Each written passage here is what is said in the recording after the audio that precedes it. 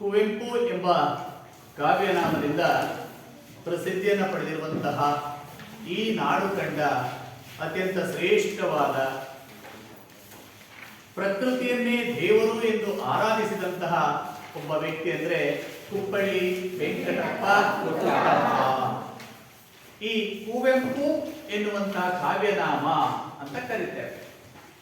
ಪೂರ್ಣ ಹೆಸರು ಕುಪ್ಪಳ್ಳಿ ವೆಂಕಟಪ್ಪ ಪುಟ್ಟಪ್ಪ. ಅಂದ್ರೆ ಕುಪ್ಪಳ್ಳಿಯಲ್ಲಿ ಇದ್ದಂತಹ ವೆಂಕಟಪ್ಪನವರ ಮಗ ಪುಟ್ಟಪ್ಪ ಎಂಬ ಹೆಸರಿನ ಒಬ್ಬ ವ್ಯಕ್ತಿ ತನ್ನ ಹೆಸರನ್ನ ಬಹಳ ಶಾರ್ಟ್ ಆಗಿ ಅವರು ಕುವೆಂಪು, ಕುಪ್ಪಳ್ಳಿ ವೆಂಕಟಪ್ಪ ಪುಟ್ಟಪ್ಪ ಅಂತ ಅವರು ಕರ್ಕೊಂಡ್ರು.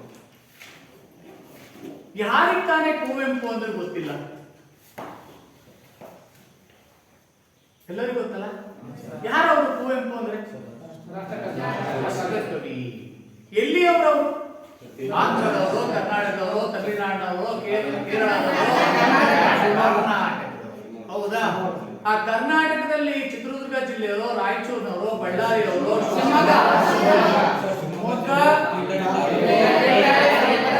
ತೀರ್ಥಹಳ್ಳಿ ತಾಲೂಕಿನ ಕುಪ್ಪಳ್ಳಿ ಎಂಬ ಒಂದು ಕುಗ್ರಾಮದಲ್ಲಿ, ಕುಗ್ರಾಮ ಅಂದ್ರೆ ತುಂಬಾ ಒಂದು ಚಿಕ್ಕದಾಗಿರುವಂತಹ ಹಳ್ಳಿ. ಅದರ ಜೊತೆಗೆ ಕುಗ್ರಾಮ ಅಂದ್ರೆ ಏನಪ್ಪಾ ಅಂದ್ರೆ ಯಾವ ವಾಹನಗಳ ವ್ಯವಸ್ಥೆಯೂ ಇಲ್ಲದೆ ಇರುವಂತಹ, ಆಧುನಿಕ ಪರಿಕಲ್ಪನೆಯೇ ಇಲ್ಲದೆ ಇರುವಂತಹ ಒಂದು ಗುಡ್ಡಗಾಡಿನಲ್ಲಿ ಇರುವಂತಹ ಒಂದು ಸಣ್ಣ ಗ್ರಾಮ. ನಿಮ್ಗೆಲ್ಲ ಗೊತ್ತಿರಬಹುದು, ಮಲೆನಾಡು ಅಂದ ತಕ್ಷಣವೇ ನಿಮಗೆ ನೆನಪರುವಂತಹದ್ದು ಕೇವಲ ಎತ್ತರವಾಗಿರುವಂತಹ ಬೆಟ್ಟಗಳು, ಗುಡ್ಡಗಳು, ಹಾಗೆ ದಟ್ಟವಾಗಿ ಇರುವಂತಹ ಕಾಡಿನ ಒಂದು ಪ್ರದೇಶವನ್ನ ನಾವು ಮಲೆನಾಡು ಅಂತ ಕರಿತೀವಿ. ಆ ಮಲೆನಾಡಿನ ವೈಶಿಷ್ಟ್ಯ ಏನಪ್ಪಾ ಅಂತಂದ್ರೆ, ನಾವು ನೀವು ಎಲ್ಲ ಹಳ್ಳಿಗಳಲ್ಲಿ ಇದೀವಲ್ಲ, ಮನೆಗಳು ತಿಕ್ಕಾಗಿ ಅಂದ್ರೆ ಒಂದಕ್ಕೊಂದು ಅಂಟಿಕೊಂಡಂತೆ ಮನೆಗಳಿರ್ತಾವೆ, ಹೌದಲ್ಲ? ಎರಡು ಮನೆಗಳ ಮಧ್ಯದಲ್ಲಿ ಜಾಗನೇ ಇರಲ್ಲ. ಹಂಗೆ ಅತಿಯಾಸೆಯಿಂದ ಮನೆಗಳನ್ನ ಕಟ್ಕೊಂಡಿರ್ತೀವಿ. ಇನ್ನು ಆಧುನಿಕ ಪರಿಭಾಷೆಯಲ್ಲಿ ಹೇಳಬೇಕು ಅಂದ್ರೆ ಬೆಂಕಿ ಪಟ್ಟಣಗಳನ್ನ ಒಂದರ ಮೇಲೊಂದಂತೆ ಜೋಡಿಸಿದಾಗ ಹೇಗೆ ಕಾಣ್ತವೋ ಆ ರೀತಿ ಮನೆಗಳು ಕಾಣ್ತವೆ. ಉದಾಹರಣೆಗೆ ಯುಟಿಲಿಟಿ ಬಿಲ್ಡಿಂಗ್ಸ್ ಅಂತ ಕರಿತೀವಿ ನಾವು, ದೊಡ್ಡ ದೊಡ್ಡ ಸಿಟಿಗಳಲ್ಲಿ ಕಾಣ್ತವೆ. ಆದ್ರೆ ಈ ಮಲೆನಾಡಿನ ಪ್ರದೇಶಗಳಲ್ಲಿ ಮನೆಗಳು ಹೇಗಿರ್ತದಪ್ಪ ಅಂದ್ರೆ, ಇಲ್ಲಿ ಒಂದು ಮನೆ ಇದ್ರೆ ಇನ್ನು ಒಂದು ಸುಮಾರು 100 ಪರ್ಲಂಗನು 200 ಪರ್ಲಂಗ ದೂರ ಅಥವಾ ಅರ್ಧ ಕಿಲೋಮೀಟರ್ ದೂರದಲ್ಲಿ ಒಂದು ಮನೆ. ಜನರ ಸಂಪರ್ಕವೇ ಇಲ್ಲದೆ ಇರುವಂತಹ ಒಂದು ಪ್ರದೇಶ. ಅಂತಹ ಒಂದು ಕುಪ್ಪಳ್ಳಿ ಎನ್ನುವಂಥದ್ದು ಈಗಾಗಲೇ ನೀವೇ ಹೇಳಿದಾಗೆ ಶಿವಮೊಗ್ಗ ಜಿಲ್ಲೆ ತೀರ್ಥಹಳ್ಳಿ ತಾಲೂಕಿನ ಕುಪ್ಪಳ್ಳಿ ಎಂಬ ಗ್ರಾಮದಲ್ಲಿ ಇವರು ಹುಟ್ಟುತ್ತಾರೆ. ಬಾಲ್ಯದ ಶಿಕ್ಷಣವನ್ನ ಕುಪ್ಪಳ್ಳಿ ಎಂಬ ಗ್ರಾಮದಲ್ಲಿಯೇ ಪ್ರಾಥಮಿಕ ಶಿಕ್ಷಣವನ್ನ ಮುಗಿಸ್ತಾರೆ. ತದನಂತರದಲ್ಲಿ ಪ್ರೌಢ ಶಿಕ್ಷಣವನ್ನ ಅವರು ತೀರ್ಥಹಳ್ಳಿಯಲ್ಲಿ ಮುಗಿಸ್ತಾರೆ. ಆನಂತರದಲ್ಲಿ ಹೆಚ್ಚಿನ ಶಿಕ್ಷಣಕ್ಕೆ ನೇರವಾಗಿ ಅವರು ಮೈಸೂರಿಗೆ ಹೋಗ್ತಾರೆ.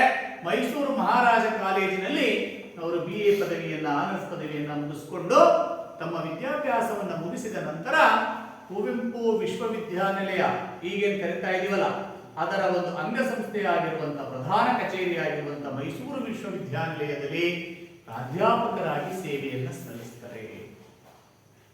ಅಂದ್ರೆ ಬಹಳ ಸರಳವಾಗಿ ಹೇಳಬೇಕು ಅಂದ್ರೆ ಮೇಷ್ಟ್ರಾಗಿ ಕೆಲಸವನ್ನ ಮಾಡ್ತಾರೆ. ಇವರು ಅಭ್ಯಾಸವನ್ನ ಮಾಡಿದ್ದು ಸಂಪೂರ್ಣವಾಗಿ ಇಂಗ್ಲಿಷ್ ಭಾಷೆಯನ್ನ ತಮ್ಮ ವಿದ್ಯಾಭ್ಯಾಸದಲ್ಲಿ ಹೆಚ್ಚು ಅಭ್ಯಾಸವನ್ನ ಮಾಡಿಕೊಂಡ್ರು. ಆ ಇಂಗ್ಲಿಷ್ ನಲ್ಲಿ ಬಹಳ ಪ್ರಾವೀಣ್ಯತೆಯನ್ನು ಹೊಂದಿದ್ರು. ಯಾರು? ಆಗ ಆ ಇಂಗ್ಲಿಷ್ ನಲ್ಲಿ ಕೆಲವು ಕವಿತೆಗಳನ್ನ ಬರ್ಕೊಂಡು ತಮ್ಮ ಗುರುಗಳ ಬಳಿ ಹೋಗಿ ಆ ಕವಿತೆಗಳನ್ನು ತೋರಿಸ್ತಾರಂತೆ. ತೋರಿಸಿದಾಗ ಅವರ ಗುರುಗಳು ಬಹಳ ಮೆಚ್ಚಿಕೊಂಡು ಒಂದು ಸಲಹೆಯನ್ನ ಕೊಡ್ತಾರಂತೆ ಪುಟ್ಟಪ್ಪನವರಿಗೆ. ಪುಟ್ಟಪ್ಪ, ನೀನು ಆಂಗ್ಲ ಭಾಷೆಯಲ್ಲಿ ಸಾಹಿತ್ಯವನ್ನ ರಚಿಸೋದಕ್ಕಿಂತ, ಕತೆ ಕವನಗಳನ್ನ ಬರೆಯೋದಕ್ಕಿಂತ ಮಾತೃಭಾಷೆಯಾಗಿರುವಂತ ನೀನು ಕನ್ನಡದಲ್ಲಿ ರಚಿಸಿದ್ರೆ ತುಂಬಾ ಚೆನ್ನಾಗಿರುತ್ತೆ ಎನ್ನುವಂತ ಒಂದು ಸಲಹೆಯನ್ನ ಕೊಡ್ತಾರಂತೆ. ಆ ಸಲಹೆಯನ್ನ ಪುರಸ್ಕರಿಸಿದಂತಹ ಕುವೆಂಪು ಅವರು ಮುಂದೆ ಕನ್ನಡದಲ್ಲಿ ಸಾಹಿತ್ಯವನ್ನ ರಚಿಸ್ತಾರೆ. ಅಲ್ಲಿಂದ ಕೃಷಿಯನ್ನ ಆರಂಭಿಸಿದಂತಹ ಕುವೆಂಪು ಎಂತಹ ಕೃಷಿ? ಸಾಹಿತ್ಯದ ಕೃಷಿ. ಸಾಹಿತ್ಯದಲ್ಲಿ ಅನೇಕ ವಿವಿಧ ಬಗೆಯ ಸಾಹಿತ್ಯ ಪ್ರಕಾರಗಳನ್ನ ಬರೀತಾ ಹೋಗ್ತಾರೆ. ಯಾವ್ಯಾವಪ್ಪ? ಈಗಾಗಲೇ ನೀವು ಹಿಂದಿನ ತರಗತಿಗಳಲ್ಲಿ ಕೇಳಿಸ್ಕೊಂಡ ಹಾಗೆ ಕತೆ, ಕವನ, ಕಾದಂಬರಿ, ನಾಟಕ, ವಿಮರ್ಶೆ, ಆತ್ಮಕಥನ, ಹಾಗೆ ಪ್ರವಾಸ ಕಥನ, ಮಕ್ಕಳ ಸಾಹಿತ್ಯ, ಕಾದಂಬರಿಗಳು, ಹೀಗೆ ಸಾಹಿತ್ಯದ ಎಲ್ಲಾ ಪ್ರಕಾರಗಳಲ್ಲಿ ಕೃತಿಗಳನ್ನ ರಚಿಸಿದಂತಹ ಹಿರಿಮೆ ಗರಿಮೆ ಏನಾದ್ರಿದ್ರೆ ಅದು ಕುವೆಂಪು ಅವರಿಗೆ ಸಲ್ಲಿಸ. ಒಟ್ಟಾರೆ ಸಾಹಿತ್ಯದ ಯಾವ ಪ್ರಕಾರಗಳನ್ನು ಸಹ ಅವರು ಬೆಳೆದರು. ಎಲ್ಲಾ ಪ್ರಕಾರಗಳಲ್ಲಿಯೂ ಸಹ ತಮ್ಮ ಸಾಹಿತ್ಯವನ್ನ ಅವರು ಕೃಷಿ ಮಾಡಿದರು. ಹಿಂದೆ ಹಿರಿಯರು ಹೇಳ್ತಾ ಇದ್ರು, ಆಡುಮುಟ್ಟದ ಸೊಪ್ಪಿಲ್ಲ, ಸರ್ವಜ್ಞನ ಹೇಳಲು ಮಾತುಗಳಿಲ್ಲ ಅಲ್ವಾ? ಆಡುಮುಟ್ಟದ ಸೊಪ್ಪಿಲ್ಲ. ಆಡು ಅಂದ್ರೆ ಮೇಕೆ. ಪ್ರಕೃತಿಯಲ್ಲಿರುವಂತ ಎಂತ ಗಿಡ ಗಂಟೆಗಳನ್ನು ಸಹ ಅದು ಬಿಡಲ್ಲ. ಜಾಲಿ ಮುಳ್ಳಿನ ಸೊಪ್ಪನ್ನು ತಿನ್ನುತ್ತೆ, ಮುಟ್ಟಿದರೆ ಮುನಿ ಎನ್ನುವಂತ ಹುಲ್ಲನ್ನು ತಿನ್ನುತ್ತೆ, ಬೇವಿನ ಸೊಪ್ಪನ್ನು ತಿನ್ನುತ್ತೆ, ಬಾಳೆ ಎಲೆಯನ್ನು ತಿನ್ನುತ್ತೆ, ಯಾವ ಸೊಪ್ಪನ್ನೂ ಬಿಡಲ್ಲ. ಎಲ್ಲವನ್ನ ತಿಂದು ಅರಗಿಸಿಕೊಳ್ಳುವ ಶಕ್ತಿ ನಮ್ಮ ಆಡುಗಳಿಗಿದೆ, ಮೇಕೆಗಳಿಗಿದೆ, ಹೌದಲ್ಲ? ಹಾಗೆ ಸರ್ವಜ್ಞ ಹೇಳದ ಮಾತುಗಳಿಲ್ಲ. ಸರ್ವಜ್ಞ, ಸರ್ವ ಪ್ಲಸ್ ಅಜ್ಞ, ಸರ್ವಜ್ಞ. ಸರ್ವ ಅಂದ್ರೆ ಎಲ್ಲವನ್ನೂ, ಅಜ್ಞ ಅಂದ್ರೆ ತಿಳಿದುಕೊಂಡಂತವನು. ಎಲ್ಲವನ್ನೂ ತಿಳಿದುಕೊಂಡಂತವನಿಗೆ ಸರ್ವಜ್ಞನಾದ ಎನ್ನುವಂತ ಒಂದು ಮಾತು ಅಲ್ವಾ? ಅಂತ ಸರ್ವಜ್ಞ ಏಕಾಏಕಿ ಸರ್ವಜ್ಞನಾದ. ಸರ್ವರೊಳಗೊಂದೊಂದು ನುಡಿ ಕಲಿತು ಸರ್ವಜ್ಞನಾದ ಅಥವಾ ಮೇರು ಪರ್ವತ ಆದ ಅಂತ ಹೇಳ್ತಾರೆ. ಹಾಗೆ ಕುವೆಂಪು ಅವರು ಕನ್ನಡ ಸಾಹಿತ್ಯದ ಎಲ್ಲಾ ಪ್ರಕಾರಗಳಲ್ಲಿಯೂ ಸಹ ಸಾಹಿತ್ಯವನ್ನ ಅವರು ರಚಿಸ್ತಾ ಹೋಗ್ತಾರೆ. ಇಂತಹ ಕುವೆಂಪು ಎಂಬ ಕಾವ್ಯನಾಮದಿಂದ ಪ್ರಸಿದ್ಧಿಯನ್ನು ಪಡೆದಿರುವಂತಹ ಕುಪ್ಪಳ್ಳಿ ವೆಂಕಟಪ್ಪ ಪುಟ್ಟಪ್ಪನವರು 1904 ಡಿಸೆಂಬರ್ 29ರಂದು ಜನಿಸ್ತಾರೆ. ಇಷ್ಟರಲ್ಲಿ 1904 ಡಿಸೆಂಬರ್ 29ರಲ್ಲಿ ಅವರು ಹುಬ್ಬಳ್ಳಿಯಲ್ಲಿ ಜನಿಸ್ತಾರೆ.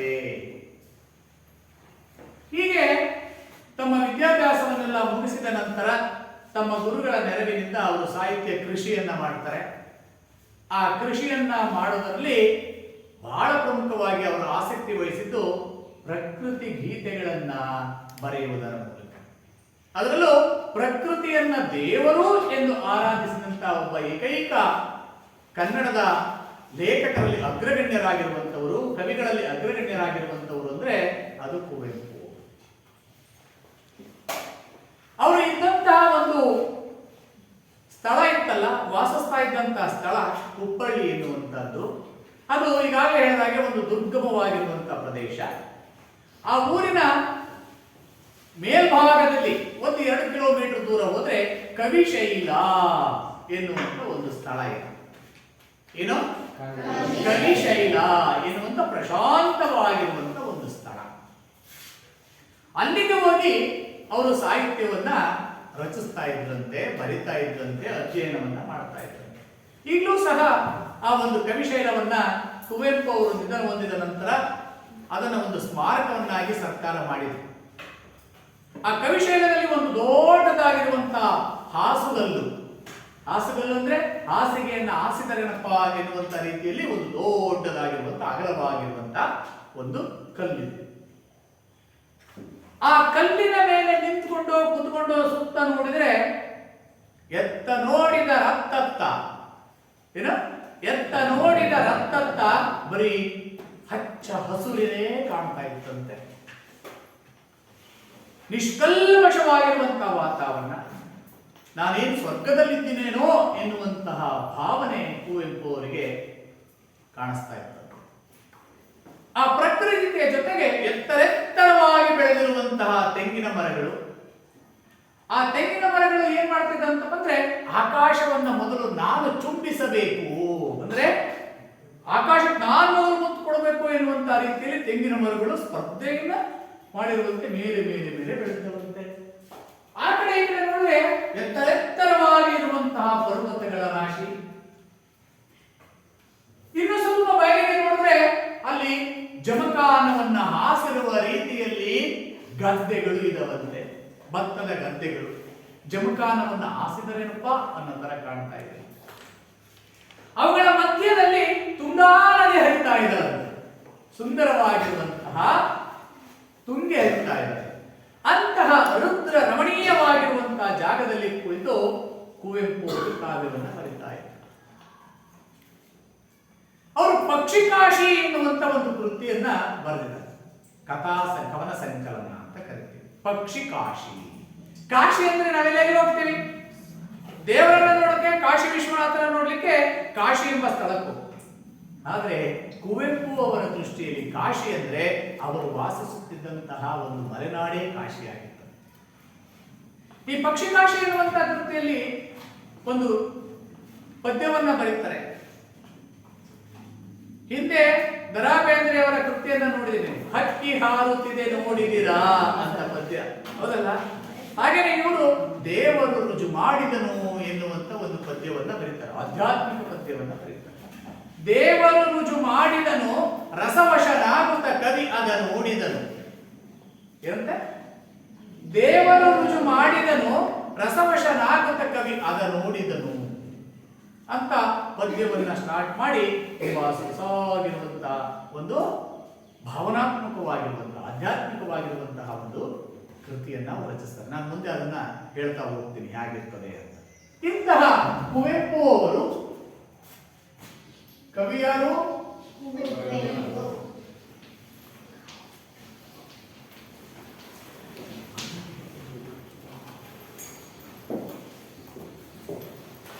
ಪೂರ್ಣ ಹೆಸರು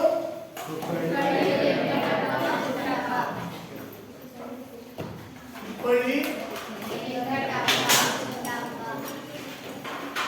ವೆಂಕಟಪ್ಪ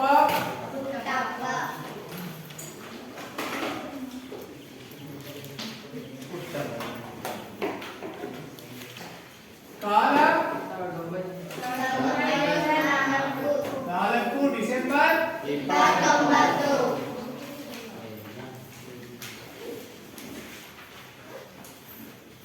ಸ್ಥಳ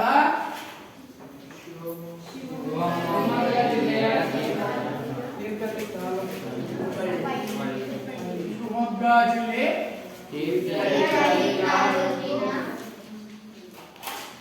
ತೀರ್ಥಹಳ್ಳಿ ತಾಲೂಕಿನ ಹುಬ್ಬಳ್ಳಿ ಎಂಬ ಗ್ರಾಮ.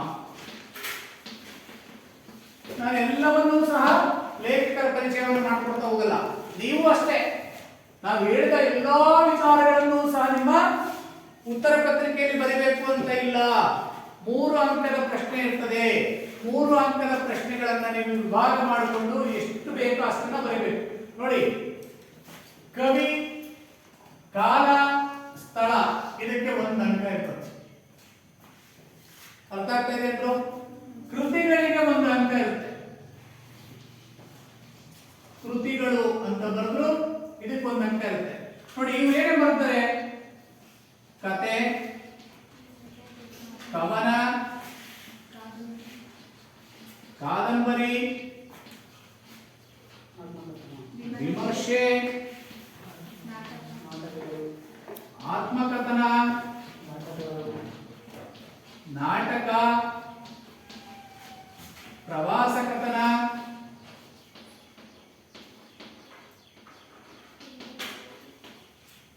ಮಕ್ಕಳ ಸಾಹಿತ್ಯ,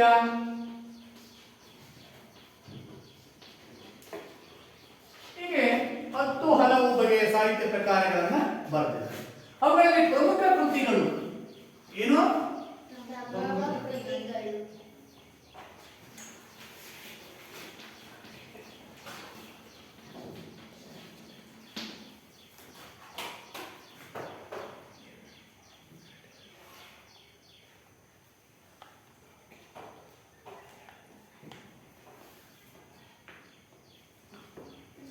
ಕಿಂದರಿ ಜೋಗಿಯದು, ಕಿಂದರಿ ಜೋಗಿಯದು,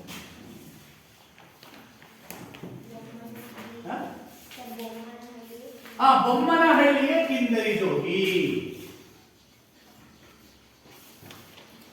ಬೊಮ್ಮನ ಹಳ್ಳಿಯ ಕಿಂದರಿ ಇಂದರಿ ಜೋಗಿ, ಮನೆಗಳಲ್ಲಿ ಮದುಮಗಳು,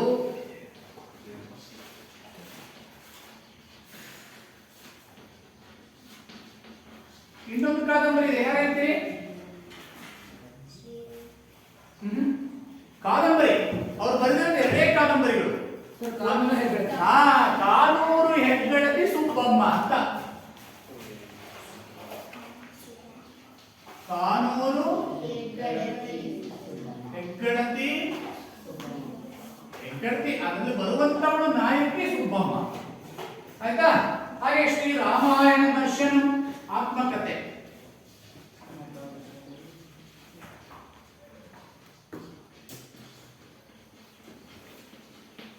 ಪಕ್ಷಿಕಾಶಿ,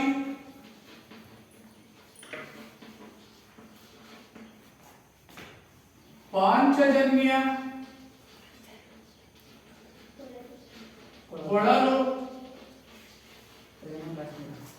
ಪ್ರೇಮ ಕಾಶ್ಮೀರ, ಸಾಕು ಒಂದು ಎರಡು ಹೋಗಿಲ್ಲ. ಹಾಗೇನೆ ರಕ್ತಾಕ್ಷಿ, ಎರಡು ಬರೀಬಹುದು. ರಕ್ತಾಕ್ಷಿ, ಬೆರಳಿಗೆ ಕೊರಳ್, ಬೆರಳಿಗೆ ಕೊರಳ್ ಮುಂತಾದ ಕೃತಿಗಳನ್ನ ಬರೆದಿದ್ದಾರೆ. ಎಲ್ಲವನ್ನೂ ಬರೀಬೇಕು ಅಂತ ಇಲ್ಲ, ಕೆಲವನ್ನ ಬರೀಬೇಕು. ಪ್ರಶಸ್ತಿಗಳು ಅಂತಿಮವಾಗಿ ನೋಡ್ರಿ, ಈಗ ಹೇಳಿದೆ ನಾನು, ಇದಕ್ಕೆ ಒಂದಂಕಲ, ಪ್ರಶಸ್ತಿಗಳಿಗೆ ಒಂದಂಕ. ರಾಷ್ಟ್ರಕವಿ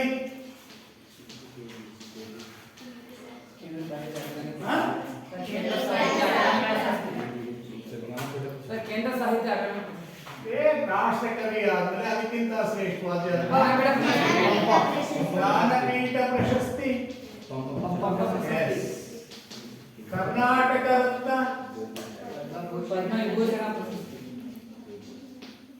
ಆಮೇಲೆ ಪಂಪ ಪ್ರಶಸ್ತಿ, ಆಮೇಲೆ ಬಹಳ ಇದಾವೆ. ನೃಪತುಂಗ ಪ್ರಶಸ್ತಿ, ಕರ್ನಾಟಕ ರತ್ನ ಬರ್ತಿಲ್ಲ, ಕೇಂದ್ರ ಸಾಹಿತ್ಯ ಅಕಾಡೆಮಿ, ಪದ್ಮವಿಭೂಷಣ,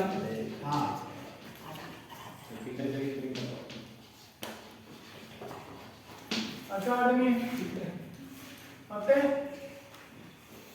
ಯಾವುದು ಪದ್ಮವಿಭೂಷಣ, ಪದ್ಮಭೂಷಣ ಐತೆ,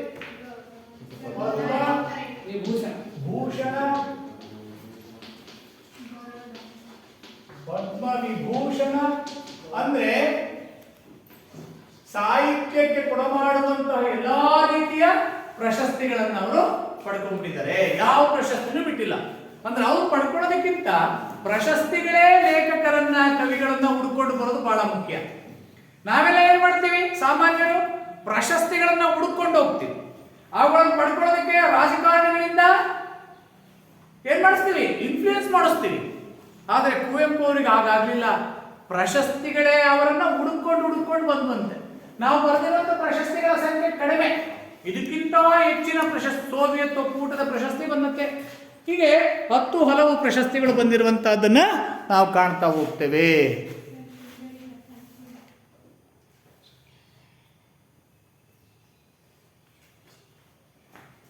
ಆಯ್ತಾ?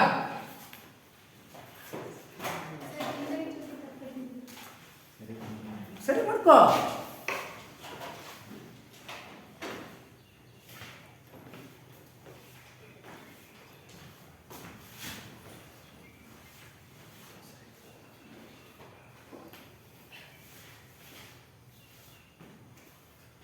ಇನ್ನೊಂದು 2-3 ದಿವಸ ಪ್ರಿಯ ನನ್ನನ್ನು ಮಾತಾಡ್ಸೋದು ಕೂತು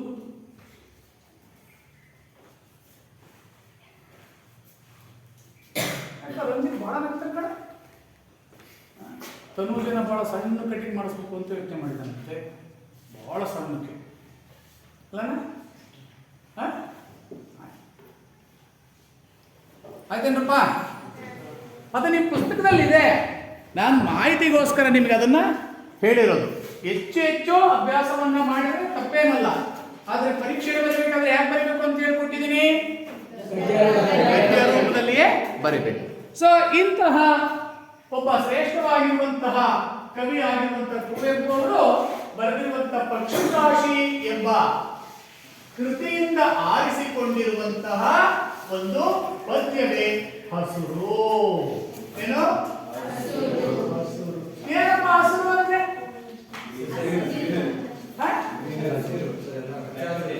ಹಸಿರು ಯಾವುದರ ಸಂಕೇತ?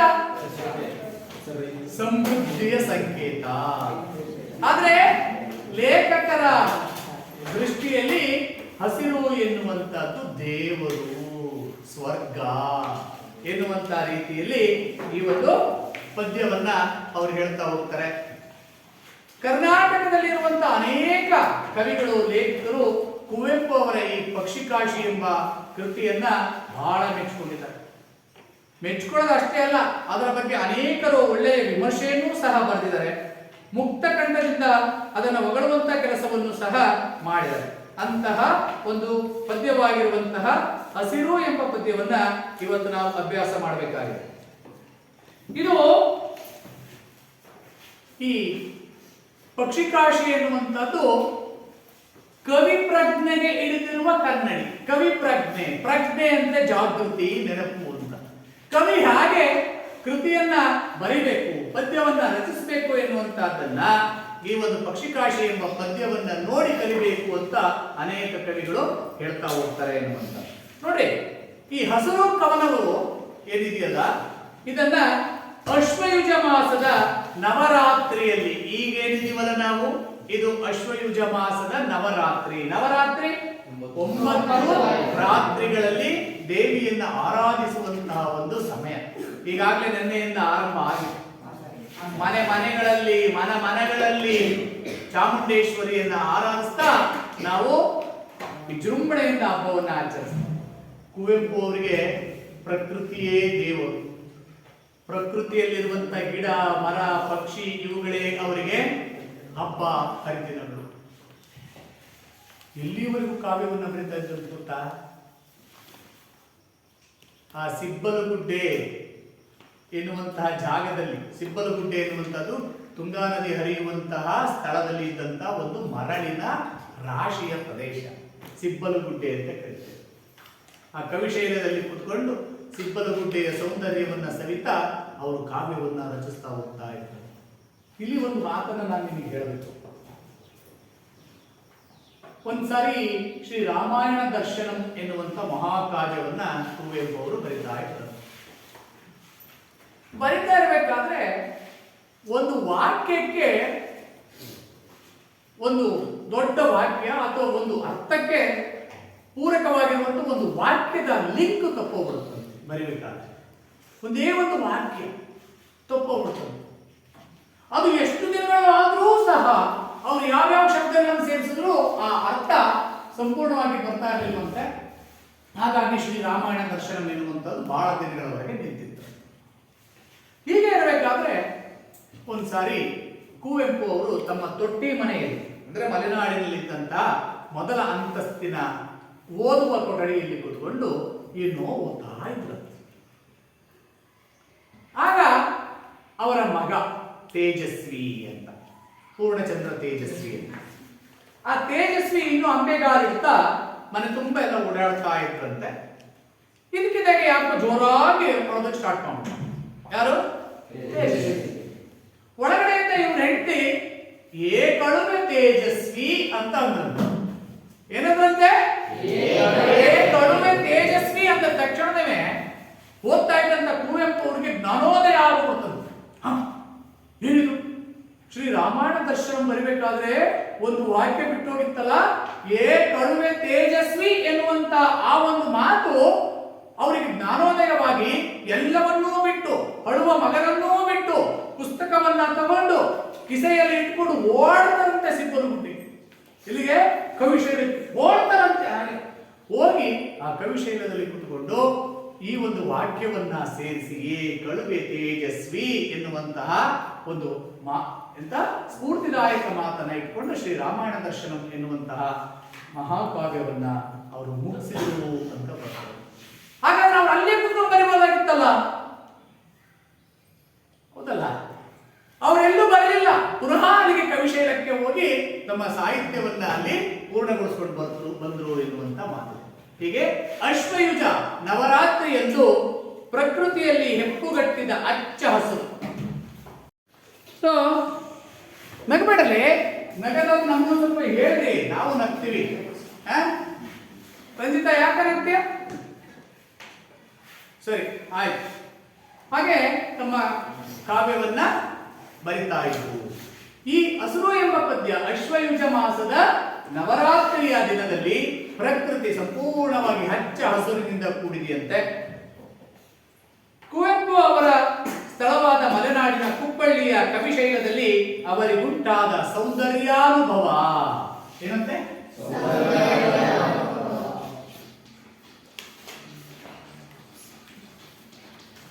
ಅಂದ್ರೆ ಸೌಂದರ್ಯದ ಅನುಭವ, ಸೊಗಸಿನ ಅನುಭವ, ಸುಂದರತೆಯ ಅನುಭವ. ನೋಡಿ ಇಲ್ಲಿ ಎರಡು ಸಂಯೋಜಿತ ಪದಗಳಿದ್ದಾವೆ. ಒಂದು ಸೌಂದರ್ಯ, ಎರಡು ಅನುಭವ. ಇವೆರಡೂ ಸೇರ್ಕೊಂಡಾಗ ಸೌಂದರ್ಯ ಅನುಭವ ಆಯಿತು. ಸೌಂದರ್ಯ ಪ್ಲಸ್ ಅನುಭವ ಸೌಂದರ್ಯ ಅನುಭವ. ಎರಡು ಸವರ್ಣಾಕ್ಷರಗಳು, ಸವರ್ಣ, ಒಂದೇ ಜಾತಿಯ ಎರಡು ಅಕ್ಷರಗಳು ಪರಸ್ಪರ ಕೂಡಿ ಸಂಧಿಯಾಗುವಾಗ ಅದೇ ಜಾತಿಯ ದೀರ್ಘಾಕ್ಷರವು ಬಂದು ಸಂಧಿಯಾದರೆ ಅದನ್ನು ನಾವು ಸವರ್ಣ ದೀರ್ಘ ಸಂಧಿ ಅಂತ ಕರಿತೀವಿ. ಸೌಂದರ್ಯಾನುಭವ ಆಯ್ತಂತೆ ಲೇಖಕರಿಗೆ, ಪ್ರಕೃತಿಯ ಸೌಂದರ್ಯದ ಅನುಭವ. ಪ್ರಕೃತಿ ಅಲ್ಲಿಯ ಹಸುರುಗಳೊಂದಿಗೆ ಕುವೆಂಪು ಹೊಂದಿದ್ದ ಸಮೀಪ ಸಂಬಂಧವನ್ನು ತೋರುತ್ತದೆ. ಅವರು ಪ್ರಕೃತಿಯೊಂದಿಗೆ ಎಂತಹ ಸಂಬಂಧವನ್ನು ಹೊಂದಿದ್ರು ಎನ್ನುವಂತಹದ್ದನ್ನ ಅವರ ಮಾತುಗಳಲ್ಲಿ ಹೇಳಿದ್ರು. ಅವರು ಈ ಪದ್ಯದಲ್ಲಿ ಹೇಳ್ತಾ ಹೋಗ್ತಾರೆ, ಅವರ ದೇಹದಲ್ಲಿ ಹರಿಯುವ ರಕ್ತವೂ ಸಹ ಹಸುರಾಗಿ ಕಾಣುತ್ತಂತವ್ರು. ರಕ್ತ ಹಸುರಾದ್ರೆ ಏನಾಗ್ತೀವಿ? ಸತ್ತು ಹೋಗ್ತೀವಿ. ಆದ್ರೆ ದೈವಾನುಭವ ಎನ್ನುವಂತಹದ್ದನ್ನು ಅನುಭವಿಸಿದ್ರು ಅವರು ತನ್ನ ರಕ್ತವೂ ಸಹ ಹಸುರಾಗಿತ್ತು ಅಂತ ಮುಂದೆ ಹೇಳ್ತಾ ಹೋಗ್ತಾರೆ. ನೋಡಿ ಏನಂತ ಹೇಳ್ತಾರೆ? ಸಸ್ಯ ಸಮೃದ್ಧಿಯ ಹಸುರೇ ಆಗಸ, ಸಸ್ಯ ಸಮೃದ್ಧಿಯ ಹಸುರೇ ಆಗಸ. ಭೂಮಿಯ ಯಾವ ಜಾಗದಲ್ಲಿಯೂ ನೆಲ ಕಾಣಿಸ್ತಾ ಇರುವಂತೆ ಸಂಪೂರ್ಣವಾಗಿ ಸುತ್ತಲೂ ಹಸುರು. ಆ ಹಸುರು ಮತ್ತು ಆಕಾಶ ಮತ್ತು ಹಸುರು, ಭೂಮಿ ಎರಡು ಒಂದಾಗಿದೆಯಂತೆ. ಆ ಹಸುರು ಮತ್ತು ಆಗಸವಾಗಿದೆಯಂತೆ. ಮುಗಿಲು, ಗದ್ದೆ, ಬಯಲು, ಸಂಜೆ, ಹೂ, ಗಂಪು, ಹಕ್ಕಿಯ ದನಿ ಕಡಲಿನವರೆಗೂ ವ್ಯಾಪಿಸುವ ಮಟ್ಟಿಗೆ ಕವಿ ಹಸುರಿನಲ್ಲಿ ತಲ್ಲೀನರಾಗಿರುವುದನ್ನು ಈ ಕವನದ ಮುಖಾಂತರ ಗುರುತಿಸಬಹುದಾಗಿದೆ. ಪ್ರಕೃತಿಯಲ್ಲಿರುವಂತೆ ಎಲ್ಲವೂ ಸಹ ಅವರ ದೃಷ್ಟಿಯಲ್ಲಿ ಹಸುರು. ಏನೇನು? ಮುಗಿಲು, ಮುಗಿಲು ಅಂದ್ರೆ ಆಕಾಶ, ಅದು ಹಸುರಾಗಿದೆ. ಗದ್ದೆ, ಅದೂ ಸಹ, ಗದ್ದೆ ಅಂದ್ರೇನು? ನೀವು ನಾಟಿ ಮಾಡ್ತಾರಲ್ಲ, ಭತ್ತ, ರಾಗಿ, ಜೋಳ, ಅದು ಭೂಮಿ ಎಲ್ಲ ಹಸುರಾಗಿದೆ. ಬಯಲು, ಫೀಲ್ಡ್, ನೀವು ಆಟ ಆಡ್ತಿರಲ್ಲಪ್ಪ, ಅದಾಗಿರ್ಬೋದು. ದನಗಳು ಮೇಯುವಂತ ಜಾಗ ಆಗಿರ್ಬೋದು, ಗಿಡ ಮರಗಳು ಇಲ್ಲದೇ ಇರುವಂತಹ ಒಂದು ಪ್ರದೇಶ ಆಗಿರ್ಬೋದು. ಆ ಬಯಲು ಸಹ ಅವರಿಗೆ ಹಸುರಿನಿಂದ ಕಾಣ್ತಾ ಇದೆಯಂತೆ. ಸಂಜೆ, ಗೋಧೂಳಿ ಅಂತ ಕರಿತೀವಿ. ಗೋಧೂಳಿ ಅಂದ್ರೇನು?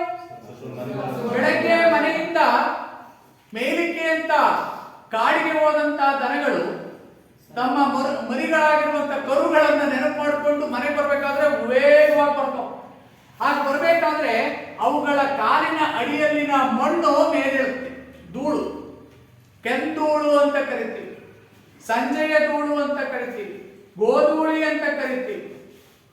ಅಂದ್ರೆ ಆ ಕೆಂಪನೆಯ ಮಣ್ಣು ಮೇಲೆ ಬಂದರೂ ಸಹ ಕವಿಗೆ ಕಾಣ್ತಾ ಇರುವಂತಹದ್ದು ಹಸುರು.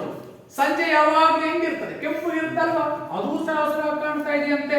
ಹೂಗಂಪು, ಹೂವುಗಳು ಬೀರುವ ಪರಿಮಳ, ಹೂವುಗಳು ಬೀಳುವ ಸುಗಂಧ, ಹೂವುಗಳು ನೀಡುವ ಸುವಾಸನೆ, ಅದರಲ್ಲೂ ಸಹ ಹಸುರನ್ನ ಕಾಣ್ತಾ ಇದ್ರಂತೆ ಕವಿ. ಹಕ್ಕಿಯ ದನಿ,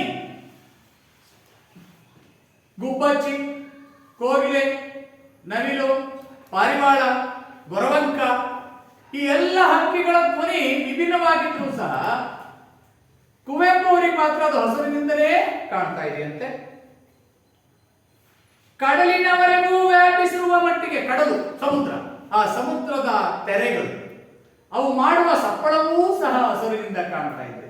ಅಂದ್ರೆ ಕುವೆಂಪು ಅವರ ಮನಸ್ಸು, ಕುವೆಂಪು ಅವರ ಹೃದಯ ಪ್ರಕೃತಿಯನ್ನ ಎಂತಹ ಮಟ್ಟಿಗೆ ಅದು ಆರಾಧಿಸ್ತದೆ ಎನ್ನುವಂತಹದ್ದನ್ನ ಈ ಪದ್ಯ ಭಾಗದಲ್ಲಿ ನಾವು ನೋಡ್ತಾ ಹೋಗ್ತೇವೆ. ಅರ್ಥ ಆಯ್ತಲ್ಲ ಈಗಾಗಲೇ? ಸೊ ನೋಡಿ ಪದ್ಯ ಸರಿಯಾಗಿ ನೋಡ್ಕೊಳ್ಳಿ. ಎಲ್ಲರ ಹತ್ರ ಮುಗಿಸಿದೆಯಲ್ಲ? ನವರಾತ್ರಿಯ ನವಧಾತ್ರಿಯ ಈ ಶ್ಯಾಮಲ ವನದಿಯಲ್ಲಿ ಅಸುರಾದುದೋ ಕವಿಯಾತ್ಮಂ ರಸಪಾನ ಸ್ಥಾನದಲ್ಲಿ. ಇನ್ನೊಂದ್ಸರಿ, ನವರಾತ್ರಿ ನವಧಾತ್ರಿಯ ಈ ಶ್ಯಾಮಲ ವನದಿಯಲ್ಲಿ ಹಸುರಾದುದೋ ಕವಿಯಾತ್ಮಂ ರಸಪಾನ ಸ್ಥಾನದಲ್ಲಿ. ಹಸುರಾಗಸ ಹಸುರು ಮುಗಿಲು ಹಸುರು ಗದ್ದೆಯ ಬಯಲು ಹಸುರಿನ ಮಲೆ ಹಸುರಿನ ಕಡಿಮೆ ಹಸುರು ಸಂಜೆಯೀ ಬಿಸಿಲು. ಹಸುರಾಗಸ ಹಸುರು ಮುಗಿಲು ಹಸುರು ಗದ್ದೆಯ ಬಯಲು ಹಸುರಿನ ಮಲೆ ಹಸುರು ಕಣಿವೆ ಹಸುರು ಸಂಜೆಯೀ ಬಿಸಿಲು. ಅಶ್ವೀಜದ ಶಾಲಿವನದ ಗಿಳಿ ಎದೆಯ ಬಣ್ಣದ ನೋಟ, ಅಶ್ವೀಜದ ಶಾಲಿವನದ ಗಿಳಿ ಎದೆ ಬಣ್ಣದ ನೋಟ, ಅದರೆಡೆಯಲ್ಲಿ ಬನದಂಚಲಿ, ಅದರೆಡೆಯಲ್ಲಿ ಬನದಂಚಲಿ ಕೊನೆವೆತ್ತಡಕೆಯ ತೋಟ, ಅದರೆಡೆಯಲ್ಲಿ ಬನದಂಚಲಿ ಕೊನೆವೆತ್ತಡಕೆಯ ತೋಟ, ಅದೋ ಹುಲ್ಲಿನ ಮಕಮಲ್ಲಿನ ಹೊಸ ಪಚ್ಚೆಯ ಜಮಖಾನೆ, ಅದೋ ಹುಲ್ಲಿನ ಮಕಮಲ್ಲಿನ ಹೊಸ ಪಚ್ಚೆಯ ಜಮಖಾನೆ, ಪಸರಿಸಿತಿರೆ ಮೈ ಮುಚ್ಚಿರೆ ಬೇರೆ ಬಣ್ಣವನೇ ಕಾಣೆ, ಪಸರಿಸಿ ತಿರೆ ಮೈ ಮುಚ್ಚಿರೆ ಬೇರೆ ಬಣ್ಣವನೇ ಕಾಣೆ. ಹೊಸ ಹೂವಿನ ಕಂಪು ಹಸಿರು ಎಲರಿನ ತಂಪೂ ಹಸಿರು, ಹೊಸ ಹೂವಿನ ಕಂಪು ಹಸಿರು ಎಲರಿನ ತಂಪೂ ಹಸಿರು, ಹಕ್ಕಿಯ ಕೊರಳಿಂಪು ಹಸುರು ಹಸುರು ಹಸುರಿಳೆಯುಸಿರು, ಹಕ್ಕಿಯ ಕೊರಳಿಂಪು ಹಸುರು ಹಸುರು ಹಸುರಿಳೆಯುಸಿರು. ಅಸುರತ್ತಲ್ ಅಸುರಿತ್ತಲ್ ಅಸುರತ್ತಲ್ ಅಸುರಿತ್ತಲ್ ಅಸುರೆತ್ತಲ್ ಕಡಲಿನಲ್ಲಿ, ಅಸುರ್ಗಟ್ಟಿತೋ ಕವಿಯಾತ್ಮಂ ಹಸುರನೆತ್ತರ್ ಕಡಲಿನಲ್ಲಿ. ಹಸುರುಗಟ್ಟಿತೋ ಕವಿಯಾತ್ಮಂ ಹಸುರನೆತ್ತರ್ ಕೊಡಲಿನಲ್ಲಿ. ನೋಡಿ, ಎಲ್ಲಾ ಪದ್ಯಗಳಲ್ಲಿಯೂ ಸಹ ಹಸಿರು ಎನ್ನುವಂತಹದ್ದು ಕವಿಯ ಆತ್ಮದಲ್ಲಿ ಅದು ಮನೆ ಮಾಡಿಕೊಂಡಿದೆ. ಅಂದ್ರೆ ಪ್ರಕೃತಿಯಲ್ಲಿ ಕವಿಯ ಮನಸ್ಸು ಲೀನವಾಗಿದೆ. ಪ್ರಕೃತಿಯೇ ದೈವ, ಪ್ರಕೃತಿಯೇ ಸರ್ವಸ್ವ ಎನ್ನುವಂತ ಮಾತನ್ನ ತುಂಬಾ ಸೊಗಸಾಗಿ ಈ ಒಂದು ಪದ್ಯ ಭಾಗದಲ್ಲಿ ಹೇಳ್ತಾ ಹೋಗ್ತಾರೆ. ಆದ್ರಿಂದನೇ ಕುವೆಂಪು ಅವರನ್ನ ನಿಸರ್ಗದ ಕವಿ ಅಂತ ಕರೀತಾರೆ, ನೇಚರ್ ಪೋಯೆಟ್ ಅಂತ ಕರೀತಾರೆ. ಇದರ ಭಾವಾರ್ಥವನ್ನ ಮುಂದಿನ ಅವಧಿಯಲ್ಲಿ ನಾನು ಹೇಳ್ಕೊಡ್ತೇನೆ. ಅರ್ಥ ಆಗಿದೆ ಆ ಪದ್ಯ? ಇದನ್ನು ಚೆನ್ನಾಗಿ ಅಭ್ಯಾಸ ಮಾಡ್ತಾ ಇರಬೇಕು. ಅದರಲ್ಲಿ ಬರುವಂತಹ ವಿಶಿಷ್ಟವಾಗಿರುವಂತಹ ಪದಗಳನ್ನ ಹೇಳ್ತಾ ಹೋದಾಗ ನೀವು ಬರ್ಕೊಳ್ತಾ ಹೋಗ್ಬೇಕಾಗ್ತದೆ.